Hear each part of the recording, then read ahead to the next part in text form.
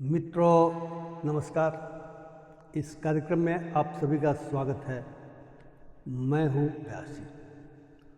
विष्णु पुराण का एक श्लोक है, गायन्ति देवा किलगीत गानी धन्यास्तुते भारत भूमि भागे स्वर्गापवर्गास्पदे तुभुते भवन्ति भूयः पुरुषासुरत्वात्। यानी देवता भी इस भारत भूमि में जन्म लेने के लिए तरसते हैं, क्योंकि यदि वे भारत भूमि में जन्म लेंगे तो उनको मोक्ष की प्राप्ति होती है। यानी देवता भी मोक्ष की कामना करते हैं, वे भगवान विष्णु के चरणों में अपना स्थान पाते हैं। बहुत सारे लोग इस देश में ऐसे हैं जो इसमें विश्वास भी करते हैं और इसको लेकर गर्व भी करते हैं कि भारत एक महान देश है। और ये महान इस मायने में भी है कि हमारे यहाँ विविधता है, विविधता में भी एकता है। कंपोजिट कल्चर हम कहते हैं। विभिन्न धर्मों, विभिन्न नस्लों, विभिन्न जातियों, विभिन्न भाषा भाषी लोग यहाँ रहते हैं और वे मिल कर के इस देश को महान बनाते हैं। लेकिन इधर एक ऐसी बात आई है जिसने हम सभी को सोचने के लिए मजबूर कर दिया है कि हमारे बारे में देश के बाहर जो प्रभावशाली शक्तियाँ हैं वे किस तरह का विचार रखती हैं। जी, अभी हाल ही में अमेरिकी राष्ट्रपति ने अपने सोशल मीडिया पोस्ट पर एक ऐसे व्यक्ति का पोस्ट डाला है, ने रिपोस्ट किया है, जिसको लेकर के भारत के लोग और भारत के वे लोग जो अपने को इस भारत देश का देशभक्त नागरिक समझते हैं, बहुत सदमे में भी है और गुस्से में भी है। क्या कहा उन्होंने? दरअसल एक माइकल सैवेज नाम का रेडियो एंकर है जिसने पॉडकास्ट करते हुए ये कहा है कि भारत के कुछ लोग ऐसे हैं जो अपने बच्चे अमेरिका में इसलिए पैदा करने के लिए आते हैं ताकि उनको अमेरिकी नागरिकता मिल जाए। और यह कहते हुए उसने भारत को हेल होल यानी नरक की संज्ञा दी है। और ये भी कहा है कि जो भारतीय अमेरिका में काम करते हैं, खास करके टेक कंपनियों में, एप्पल में, गूगल में, फेसबुक में, मीडिया में और बहुत सारी टेक कंपनियों में, जो बड़ी बड़ी टेक कंपनियां हैं, वे गैंगस्टर्स विद लैपटॉप्स हैं। और अमेरिकी राष्ट्रपति ने इसी पोस्ट को रिपोस्ट किया है, उन्होंने इससे सहमति जताई है। अब अंदाज लगाया जाए कि हमारे देश को अगर किसी भी देश का प्रमुख, राष्ट्र प्रमुख नरक कहता है तो देश का अपमान है, 140 करोड़ जनता का अपमान है, उस भारत का अपमान है जिसके बारे में विष्णु पुराण में कहा गया है, गायन्ति देवा किलगीत गानी। यानी देवता भी जिस देश में जन्म लेने के लिए तरसते हैं उसके बारे में कहा जा रहा है। क्या हमारी दुर्दशा ऐसी हो गई है?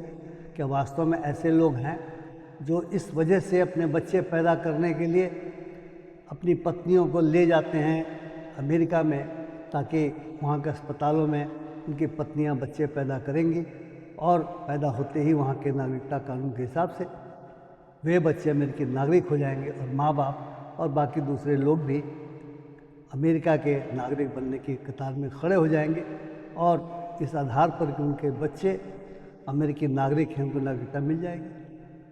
क्या ऐसे लोग हैं इस देश में? हो सकता है कुछ लोग ऐसे हों, लेकिन पूरे देश को नरक कह देना, पूरे देश को हेल होल कह देना, मुझे नहीं लगता कि किसी भी दृष्टिकोण से जायज़ ठहराया जा सकता है।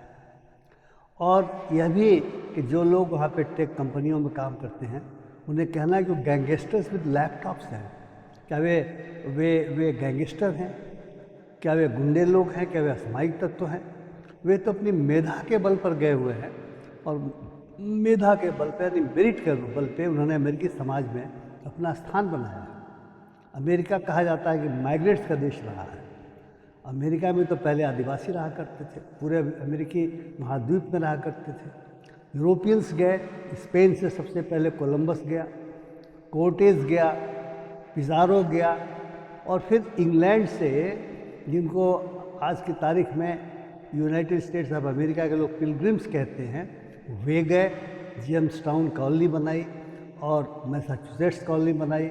और इतिहास साक्षी है कि इन सभी लोगों ने मिल करके वहाँ के आदिवासियों के गांव जलाए, उनकी हत्याएं की, उनकी ज़मीनें हथियाईं और वे उनके उनके वंशज आज की तारीख में अगर हमें कहते हैं कि जो लोग वहाँ पर गए हुए हैं, काम कर रहे हैं मेधा के बल पे टेक कंपनियों में, तो गैंगस्टर्स विद लैपटॉप है, तो ये बात गले उतरती नहीं है। और शायद हो सकता है कि कुछ ऐसे लोग हों जो वहाँ इस तरह की गलत हरकतें करते हैं, लेकिन पूरे भारतवंशियों को उस श्रेणी में रख देना कहीं से भी जायज़ प्रतीत नहीं होता। मित्रों, हमारे विदेश मंत्रालय ने इस पूरे विमर्श में, इस पूरे बयान में ये बात ज़रूर कही है कि जो कुछ भी कहा गया है भारत के बारे में वो अनइन्फॉर्म्ड है, वह बैड टेस्ट में है और इनएप्रोप्रिएट है।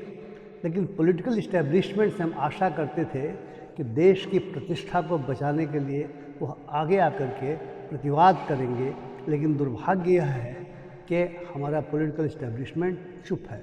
पॉलिटिकल इस्टेब्लिशमेंट का मतलब जो हाईएस्ट दर्जे के हमारे लोग हैं जो शासन चला रहे हैं, वे इस मामले में चुप हैं और 140 करोड़ भारतीयों का यह कह के अपमान किया जा रहा है कि भारत एक हेल होल हो गया है, नरक हो गया है, और यहाँ से ऐसे लोग हैं जो अपने बच्चे पैदा करने के लिए अपनी पत्नियों को अमेरिका ले जाते हैं। ये कहा गया है कि हमारे जो लैपटॉप गैंगस्टर्स जिसको कहा गया है, जो भारतीय मेहनत कर रहे हैं, मेधा के बल पे अमेरिकी विश्वविद्यालयों में उन्होंने कम्पीट किया, उनके बारे में ऐसा कुछ कहा जा रहा है। दुखद ये है कि हमारे देश में एक ऐसा तबका है जो वर्तमान राष्ट्रपति को लाने के लिए, इलेक्शन में उनकी जीत के लिए यज्ञ करा रहा था, जय जयकार करता रहता है, बहुत तरह के कार्यक्रम आयोजित करता है, और दुर्भाग्य यह भी है कि उसी तरह का एक तबका अमेरिका में भी मौजूद है जो जय जयकार करता रहता है, जो वर्तमान राष्ट्रपति के पक्ष में खड़ा रहता है। इलेक्शन जब हो रहा था तो वो अब की बार उनके सरकार की भी बात कह रहा था, लेकिन उन लोगों के बारे में गैंगस्टर विद लैपटॉप शब्द जब आ रहे हैं वे भी चुप हैं। क्या आप भी चुप हैं? क्या हम सभी चुप हैं? क्या भारत वास्तव में नरक हो गया है? मुझे नहीं लगता कि बात सही है। जैसा कि विदेश मंत्रालय ने कहा, ये अनइन्फॉर्म्ड स्टेटमेंट है, यह इनअप्रोप्रिएट है, यह बैड टेस्ट में है, लेकिन इसका प्रतिवाद हमारे देश के हाईएस्ट लेवल से किया जाना चाहिए था, जो दुर्भाग्यवश नहीं किया जा सका है। मैं आशा करता हूं कि आप सभी जो इस खबर से अपरिचित होंगे, उन्हें इन तक ये खबर पहुंच जाए, और आप भी सोचें कि हमारे बारे में अगर ऐसी बात कही जा रही है तो क्या सही है, और अगर सही नहीं है तो हमारा जो पॉलिटिकल इस्टेब्लिशमेंट है तो उसका प्रतिवाद क्यों नहीं कर रहा है? इसे करना चाहिए। तो उन प्रतिवाद नहीं करने से भारत की, हमारे देश की प्रतिष्ठा पर कुठाराघात होता है। तो मैंने सोचा मित्रों कि मैं आपसे अपनी बात कहूं, और यदि आप स्वयं भी कुछ विचार व्यक्त करना चाहें तो मेरे वीडियो को देखने के बाद अपनी टिप्पणियों के माध्यम से अपने विचार व्यक्त करना नहीं भूलेंगे। और अगर मेरी बात ठीक लग रही हो तो कृपया इस वीडियो को लाइक करें, शेयर करें, और अगर मेरे चैनल को अभी तक सब्सक्राइब नहीं किए हुए हों, सब्सक्राइब करना न भूलें। बहुत बहुत धन्यवाद। नमस्कार।